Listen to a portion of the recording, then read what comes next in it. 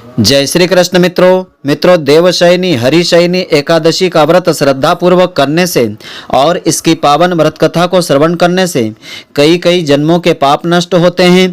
जाने अनजाने में जो भी पाप कर्म हो जाते हैं वे सभी पाप नष्ट होते हैं। भगवान श्री हरि की कृपा से सभी मनोकामनाएं पूर्ण होती है। तो मित्रों, आज आपको हम बताएंगे इस वर्ष 2023 में देवशयनी एकादशी का व्रत कब रखा जाएगा और इसका क्या खास महत्व होता है। इसके अलावा आपको हम बताएंगे चातुर्मास का आरंभ कब होगा और चातुर्मास के दौरान हमको क्या करना चाहिए, क्या नहीं करना चाहिए। तो मित्रों, आप सभी का बहुत बहुत स्वागत है आपके अपने ही चैनल एस्ट्रो गुरुजी में। यदि आपने अभी तक हमारे चैनल को सब्सक्राइब यदि नहीं किया हो तो अभी सब्सक्राइब कर लें और बेल आइकन को अवश्य दबाएं, जिससे हमारे अगले आने वाले नए वीडियो की नोटिफिकेशन सबसे पहले आपके पास पहुंचे। आप नित्य नई ज्ञानवर्धक जानकारियां व नित्य का राशिफल हमारे चैनल से प्राप्त करते रहें। तो हर महीने में 2 एकादशी होती है।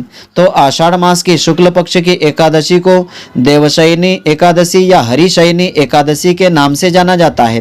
मान्यता ऐसी है कि इस एकादशी से 4 महीनों के लिए भगवान नारायण योग निद्रा में चले जाते हैं। इसके बाद देव उठनी एकादशी पर वे योग निद्रा से जागरण करते हैं। इन 4 महीनों को चातुर्मास कहा जाता है। हालांकि इस बार चातुर्मास 4 नहीं 5 महीनों का होगा। तो इस बीच धरती के पालन का जो काम है भगवान महादेव संभालते हैं। तो चातुर्मास के दौरान किसी तरह के शुभ मांगलिक कार्य संपन्न नहीं किए जाते हैं। जब देव उठने एकादशी के दिन भगवान जागते हैं तब शुभ कार्य फिर से आरंभ हो जाते हैं। इस बार देवशयनी एकादशी दिनांक 29 जून 2023 को रहेगी। तो आइए अब हम जानते हैं इसका क्या खास महत्व होता है और इस दिन का शुभ मुहूर्त क्या रहेगा। आषाढ़ मास की शुक्ल पक्ष की एकादशी तिथि 29 जून 2023 को प्रातःकाल 3:18 से आरंभ होगी और 30 जून 2023 को 2:42 तक रहेगी। ऐसे में उदयात तिथि के अनुसार एकादशी का व्रत 29 जून 2023 को रखा जाएगा। इस व्रत का पारण 30 जून को किया जाएगा। वैसे तो व्रत का पारण 30 जून को स्नान दान के बाद कभी भी किया जा सकता है, लेकिन पारण का शुभ समय दोपहर 1:48 से लेकर के शाम के 4:36 का समय श्रेष्ठ समय रहेगा। तो हर साल देवशयनी एकादशी से देव उठनी एकादशी तक 4 महीनों का समय रहता है, जिसमें नारायण योग निद्रा में रहते हैं। इसीलिए इस समय को चातुर्मास कहा जाता है। लेकिन ज्योतिष शास्त्र के अनुसार इस बार भगवान नारायण का शयन काल 5 महीने का होगा। इस कारण चातुर्मास 5 महीने यानी 29 जून से 23 नवंबर तक रहेगा। यह दुर्लभ संयोग अधिक मास होने के कारण रहेगा। अधिक मास होने की वजह से इस बार सावन का महीना 2 महीने रहेगा। सावन का महीना 4 जुलाई से लेकर 31 अगस्त तक रहेगा। 18 जुलाई से 16 अगस्त तक अधिक मास का समय रहेगा। तो शास्त्रों में सभी एकादशियों को श्रेष्ठ व्रतों में से एक व्रत बतलाया है। इस व्रत को करने से जाने अनजाने में किए गए सभी पापों से मुक्ति मिलती है।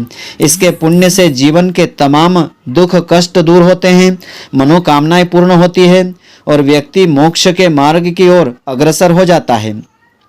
तो देवशयनी एकादशी तक देव उठनी एकादशी तक मुंडन, विवाह, सगाई और मांगलिक कार्य संपन्न नहीं किए जाते हैं। तो भगवान नारायण का पूजन इस दिन आपको इस प्रकार से करना चाहिए। देवशयनी एकादशी के दिन प्रातःकाल सूर्योदय से पहले उठें। इस दिन अपने नहाने के जल में गंगा जल मिला करके उससे स्नान करना चाहिए। साफ स्वच्छ वस्त्र आपको पहनना चाहिए और व्रत का श्रद्धा पूर्वक संकल्प लेना चाहिए। और घर और मंदिर की साफ सफाई गंगा जल गौमूत्र से आपको करना चाहिए। एक पटले के ऊपर पीला वस्त्र बिछाएं। इस पर भगवान विष्णु जी की तस्वीर या मूर्ति को विराजित करके विधि विधान से पंचोपचार या 16 उपचार के द्वारा श्रद्धा पूर्वक आप पूजा करें। भगवान को फल फूल धूप आदि अर्पित करें। पूजन के दौरान भगवान के मंत्रों का जाप करें। देवशयनी एकादशी की कथा पढ़ें अथवा सुनें। इसका अनंत गुना फल प्राप्त होता है। तो भगवान को पंचामृत का भोग लगावें और एकादशी व्रत के सभी नियमों का श्रद्धा पूर्वक पालन करें। अगले दिन स्नान और दान के बाद इस व्रत का पारण करें। तो इस दिन पूजा अर्चना करने के पश्चात देवशयनी एकादशी की यह पावन व्रत कथा अवश्य श्रवण करें। इस कथा को श्रद्धा पूर्वक एकाग्र चित्त श्रवण करने से इस व्रत का पूरा फल प्राप्त होता है। भगवान श्री हरि की कृपा से सभी मनोकामनाएं पूर्ण होती है। कथा इस प्रकार से है। भगवान श्री कृष्ण जी कहते हैं, हे युधिष्ठिर, यह आषाढ़ मास शुक्ल पक्ष की देवशयनी एकादशी पद्मा नाम से भी जगत में विख्यात है। इसकी कथा ब्रह्मा जी ने नारद जी को बताई थी, वही मैं तुमको सुनाता हूँ। तो इस एकादशी का व्रत करने से समस्त पाप नष्ट हो जाते हैं। जो व्यक्ति इस व्रत को नहीं करते हैं वे नरकगामी होते हैं। इस व्रत के करने से भगवान विष्णु अत्यंत प्रसन्न होते हैं। अतः अब तुम इसकी पौराणिक कथा को श्रद्धापूर्वक श्रवण करो। तो सतयुग में सूर्य वंश में मांधाता नाम का एक चक्रवर्ती राजा राज्य करता था। वह सत्यवादी और महान प्रतापी था। अपनी प्रजा का पुत्र की तरह पालन करता था।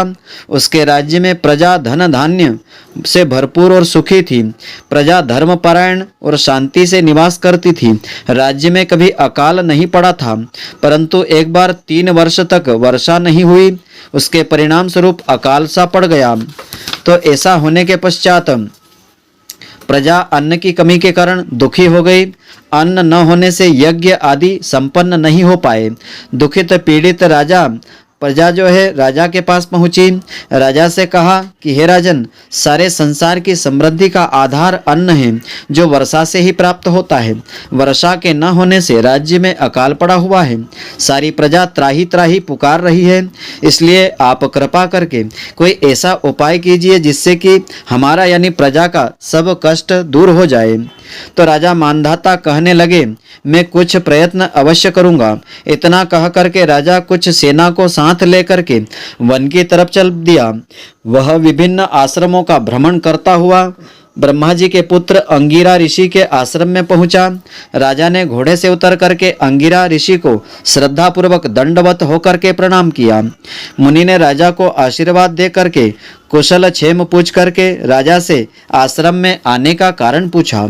तो राजा ने हाथ जोड़ करके विनम्र भाव से कहा कि हे भगवान, सब प्रकार से धर्म का पालन करने पर भी मेरे राज्य में अकाल पड़ा हुआ है। इससे प्रजा मेरी अत्यंत दुखी सी हो गई है। तो राजा के पापों के प्रभाव से ही प्रजा को कष्ट मिलता है, ऐसा धर्म शास्त्रों में मैंने पढ़ा है और सुना है। जब मैं धर्म के अनुसार राज्य करता हूँ तो मेरे राज्य में अकाल क्यों पड़ गया है, इसका कारण मुझे ज्ञात अभी तक नहीं हुआ है। कृपया मुझे अकाल का कारण बतलाइए, मेरा संदेह दूर करें। साथ ही प्रजा के कष्ट को दूर करने का कोई उपाय भी बतलाने की कृपा करें।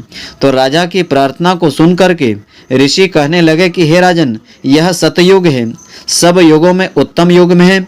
इसमें धर्म चारों चरण सहित सुरक्षित है, अर्थात इस युग में धर्म का पूरी तरह पालन होता है। राजन, आपके राज्य में जिस व्यक्ति को जो कार्यभार सौंपा गया है वह वही काम करता है अथवा नहीं, इसे जानने का आप प्रयत्न अवश्य करें। तो ब्राह्मणों को ही वेद पढ़ाने या तप करने का अधिकार होता है, परंतु आपके राज्य में जिसे तप का अधिकार नहीं है वह तप करने का प्रयत्न कर रहा है। इसी दोष के कारण आपके राज्य में वर्षा नहीं हो रही है। इसलिए यदि आप प्रजा का भला चाहते हैं तो उस व्यक्ति को जो अपने अधिकार का कार्य छोड़ करके दूसरे के अधिकार का कार्य क्षेत्र में कार्य करने की भूल कर रहा है, उसे आप रोकने की कृपा करें। इस पर राजा कहने लगा कि महाराज, मैं अपनी प्रजा के लोगों को अपना धर्म पालन की सलाह अवश्य दूंगा, परंतु मैं उस शूद्र को तपस्या करने से कैसे रोक सकता हूँ। किसी महत्वाकांक्षी को अपनी उन्नति करने से नहीं रोकना चाहिए। यदि इसके अतिरिक्त भी कोई उपाय हो तो कृपया आप मुझे बताने की कृपा कीजिए। तो ऋषि कहने लगे कि हे राजन, यदि तुम अन्य उपाय जानना चाहते हो तो ध्यानपूर्वक सुनो कि आषाढ़ मास के शुक्ल पक्ष की देवशयनी पद्मा एकादशी का विधि पूर्वक व्रत का पालन करो। उसी व्रत के प्रभाव से तुम्हारे राज्य में वर्षा होगी और प्रजा सुखी रहेगी। देवशयनी एकादशी व्रत सब सिद्धियों को देने वाला है तथा समस्त उपद्रवों का नाश करने वाला भी है। इस एकादशी का व्रत तुम प्रजा सहित अवश्य करो। तो मुनि के इस वचन को सुनकर के राजा अपने नगर में आया। उसने विधि पूर्वक देवशयनी एकादशी का व्रत किया। उसी व्रत के प्रभाव से वर्षा हुई, वह प्रजा सुखी रहने लगी। देवशयनी पद्मा एकादशी का व्रत इस लोक में संपन्नता, भोग और परलोक में मोक्ष को देने वाला व्रत होता है। तो यह व्रत जो कथा है भविष्योत्तर पुराण में वर्णित की गई है। इस व्रत कथा को जो भी स्त्री पुरुष श्रद्धा के साथ श्रवण करते हैं और व्रत का पालन करते हैं, सत्य व्रत का पालन करते हैं, उन्हें इस व्रत का पूरा पूरा फल प्राप्त होता है। इस व्रत में फलाहार का विधान इस प्रकार से है।